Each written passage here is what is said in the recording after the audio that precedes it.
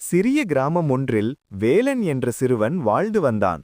அவனுக்கு பொங்கல் என்றால் விடுமுறை, புதிய உடை, இனிப்பு, இதுவே போதும் என்று நினைத்தான். இந்த வருட பொங்கலுக்கு நகரத்தில் வேலை செய்த அப்பா, அம்மா, பாட்டி, தாத்தா எல்லோரும் கிராம வீட்டில் கூடினர். வீடு முழுவதும் சிரிப்பும் சந்தோஷமும் நிரம்பியது. பொங்கல் காலை பாட்டி மண்பானையை அடுப்பில் வைத்தாள். பால் கொதித்ததும் எல்லோரும் சேர்ந்து குரல் எழுப்பினர். பொங்கலோ பொங்கல்! வேலன் மெதுவாக கேட்டான். பாட்டி, இந்த சத்தம் ஏன்? பாட்டி சிரித்துக் கூறினாள். இது மகிழ்ச்சியின் சத்தம் கண்ணா, நாம் சேர்ந்து இருக்கிறோம் என்பதற்கான சின்னம். பொங்கல் சாப்பிடும்போது தாத்தா தனது சிறுவயது நினைவுகளை பகிர்ந்தார். அப்பா தனது பள்ளி நண்பர்களை நினைத்தார். அம்மா தனது அம்மாவுடன் செய்த முதல் பொங்கலை நினைத்தாள்.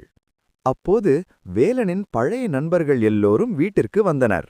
சிரிப்பும் விளையாட்டும் பழைய நினைவுகள் மீண்டும் உயிர் பெற்றன. அன்றிரவு வேலன் பாட்டியிடம் சொன்னான். பாட்டி, பொங்கல் இனிப்பு மட்டுமில்லை, அது குடும்பம், நண்பர்கள், நினைவுகள். பாட்டி அவனை அணைத்துக் கொண்டு சொன்னாள். பொங்கல் ஒரு நாள் இல்லை, அது ஒரு உணர்வு.